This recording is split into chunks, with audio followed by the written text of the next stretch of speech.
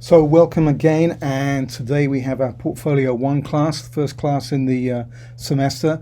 As we did with our Visual Theory class, you need to go online and do the acknowledgement of the syllabi, and that has to be done immediately. So that's going to be the first thing to check before anything else.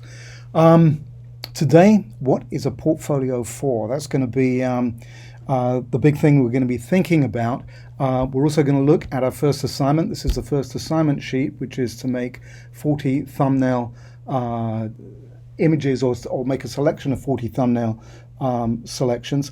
Actually, the assignment here, I'll just read this quickly before we get into the other stuff, but your assignment is to make a selection of images for your portfolio. They could be a mixture of images taken through the program and personal work, but must include a minimum of 3 images from each of the following areas. So portraiture, a product or still life, food photography, architecture, buildings, photojournalism, or one of the assignments from this course. I know we got into a muddle with some people not being able to do adequate sports photography, and we had a workaround. But let's try and include some images from there, and I'm hoping that we'll be able to revisit some of the things that we missed previously. At this stage, your portfolio selection should demonstrate your main area of interest along with a range of other specialties as detailed above. And this is slightly different from what we've done previously. Previously, I'd allowed at this stage for students to really weight their portfolio to their specialty area.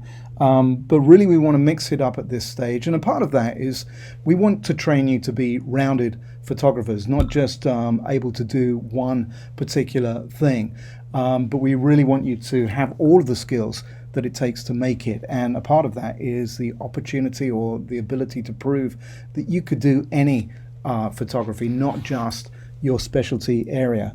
Especially at the beginning, you don't want to be turning work away, and sports may not be your thing, but you get someone coming asking for some sports photographs, you don't want to say no. Likewise for food photography or real estate and architectural photography. So what is a portfolio for? And well, this is my kind of lesson plan. This is the sheet that I normally have in class. It's very different from being in class. And I think I might have to call out your names at random to see if you're awake and on your toes. Brooke, are you there? Marlena, are you behaving? Shelby? Probably not. Araceli, Miranda, DJ, hope you're listening. Anyway, housekeeping for today, syllabi, make sure you do that. Memorial Day is this coming Monday, so there's no need to check in on that day. Ordinarily, this class will be at 8:30 in the morning, so check the email at 8:30 and please respond to that accordingly, and then work through the project for the day. Today, the purpose of a portfolio and your first assignment. So let me see, reasons for a portfolio. Well, this is normally a discussion in class, but I'm just going to read through this this sheet, or go through this sheet as quickly as I can. It's to sell your work and you. You're a package. You and your work is a package. And it's testing your ability to communicate and your ability that you can prove you can do the job. And the proof that you can do the job is your photography. Have you got the actual skills to be able to perform the task that's required of you? But here, interview big 3. Really and truly, no matter what job you find yourself going for, and it doesn't even have to be photography, these 3 questions: can you do the job, will you do the job, and will you fit in, are the 3 major checkboxes that need to be covered in an interview. It can be a great closing statement at the end of any interview when somebody says, is there anything else that you would like to add? Well, yeah, you can say, I believe I have the skills to do the job that you're asking me to do, but you know, I'm really motivated. I'm really excited to be able to have this opportunity, and I really think you're a great bunch of people. I really think I could fit in and work as a team player with you. Any interview, you check those 3 tick those 3 boxes, and you're making a strong presentation of yourself. We're training you to be professionals, and that means we're teaching work ethics, business skills. You have your business class, of course, camera skills, but also writing skills. You need to be able to write a cover letter and an email and do it in a professional way. Everything you need to make it as a professional photographer within the specialty areas you're most interested in, and actually the other specialty areas as well, because you don't want to be turning work away. What is the purpose of each image? It's a demonstration that you have visual skill, technical skill, and message or meaning skills. Those are the three things that we keep going back to. MTV. What is the message? What is it you're trying to communicate through your image? Is it visually strong? Is the lighting good? Is the composition good? Composition, shape, form, rhythm, contrast, hierarchy, tension points, line, point, balance. All of those things that we talk about over and over. Do we look into the four corners of the frame so that we're really aware of the entirety of an image? Do we look at what we're not looking at? And you remember from first semester, our eyes have a tendency to look at the one thing that we're interested in and not necessarily to everything else. But actually, as photographers and skilled photographers, we need to look at everything else as well. It could be a demonstration of your working method. How do you approach a client?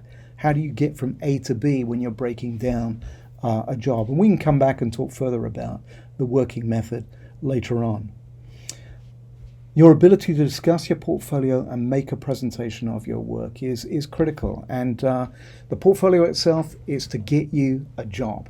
That is the one purpose of having this thing, is to further your career. So it's not just a book of your favorite pictures or pictures that you can show to your friends who are going to be hopefully really impressed with your work and encouraging. That's a great thing to do, by the way. But actually, the portfolio is about moving you on in your career. And, practical skills for real world jobs is what we're all about in the program. That's what we want to teach you because we want you to go ahead and be successful. So when you're making a presentation, plan on it being 20 minutes. You've got 20 minutes maximum to make your sell. That's you and your book together. The process that we're going to go through, your first assignment, putting together a set of 40 images, but we're going to break that down ultimately to 24 images for your book. The book is going to be a 8.5 by 11. We're going to be very prescriptive about that for this particular course. A lot of emphasis on getting the print quality correct, and less is more in terms of the number of images in order to prove that you can do the job. Ultimately, 24 images, inexpensive book. We want you to save your money for your final portfolio. $250, give or take, is what we'd expect students to invest in your final portfolio. For some, that's a lot. For some, we've had people spending a lot more than that. And actually, we discourage people spending more than that. We don't believe that that is necessary or money well spent. That's a business decision. We want your book to work for you and to get you a job. And I've got a couple of links here for the types of books that you could use. Let's see if I can shrink that page down for you. So this is a portrait format book. It's $9.64. So check that out. And there's a landscape version. I don't necessarily recommend the landscape version, but for those of you who have more of a landscape bent on your work, then this one is just a couple of dollars more, I believe. Oh no, $8. It's less. There you go. That may swing it. I don't particularly mind, but I do think that the portrait format is probably more practical. So assignment 2101 is the one that we need to be working on. And let's take a look back at the assignment here. Ordinarily, I'd have you make a contact sheet of the images so that they're small thumbnail inches, 2 by 3 inches each image. Cut those up and then spread them out across the desks. And we normally do that in the computer lab. Do you remember the computer lab? That room that we've spent so many hours in? And we'll get back there. But we're going to have to do a workaround and do this online and do it. I would recommend using Bridge for this. I'll show you a few examples of what people have done in the past. And let me see. Harrison Citron, this was his first selection. And this is what I'm asking you to put together. Contact sheets. And, You know, this one, let's have them the size that you could cut up and lay the prints out if you were doing it in the classroom. So this is 9 images up. Make sure that you check the button rotate for best fit when you're making your contact sheet so that there's no white spaces. But this is basically what we're looking for in that first selection of images. We want 40 images, and I'm not going to bend on that. You need to have 40 images selected. I don't want you to have less than that. Actually, I'm going to move on to another student who, that one did not do the contact sheets. And what I'm after for this is the full set of contact sheets to be delivered onto Blackboard.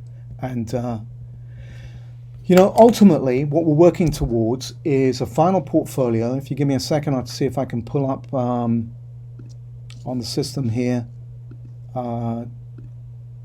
some final portfolios from this same class. This was a couple of 2 years ago. Tabs are in the wrong place, but this will give you an idea. Now, these were linked to a specialty area, but in the end, the students worked on producing 24 images. Gladys was really into wedding photography, and this was her set of images for her portfolio. As I say, I do want you to mix it up, not just one specialty area at the moment.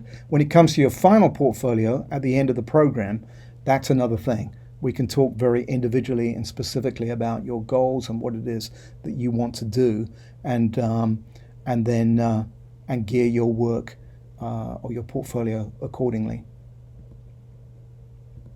I'm just going to rush through a few of these now. We're nearing the end of the time limit that's available for these. This was Rachel, a little kind of funky and general kind of photography, portrait photography.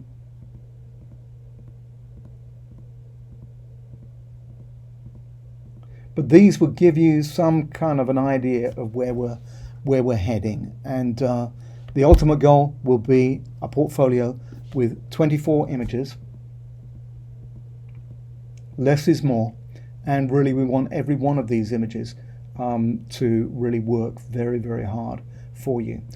These portfolios that I'm showing you, this is students at the same point in the program that you are now, and this is really the quality that we're hoping to get from you guys in these portfolios at the end of this semester. Remember, any questions, please contact me via email. That's going to be the best way to do it first off. I hope you're keeping safe and keeping up with work. Really don't want you to get behind on work. Let me see, this is Kim Martin's work. Again, a generalist, but photojournalism, portraiture, some studio product photography. We don't want you to get behind. We have reduced the number of assignments in each of the packets to 8 assignments for each of the courses, and we're hoping that's really going to help streamline things. Nonetheless, if you get behind, you're going to be in trouble. And last one I'm going to show you is Mary Lee Cawthorn. She said she wanted to do it different from everybody else, and she really did that and produced some really striking work. You've seen her work on display out in the main exhibit area before. Really looking forward to the results that you produce from this course. It's always an exciting course, and it's a celebration of what you guys have achieved so far and your potential as photographers. So head down and get working today on getting that selection together, and make sure that you get it in on time. The system, Blackboard, is locked in to not allow you late delivery, and so it becomes it's a deal to change that around. All right, hope you're keeping safe. Hope I get to see you all very soon.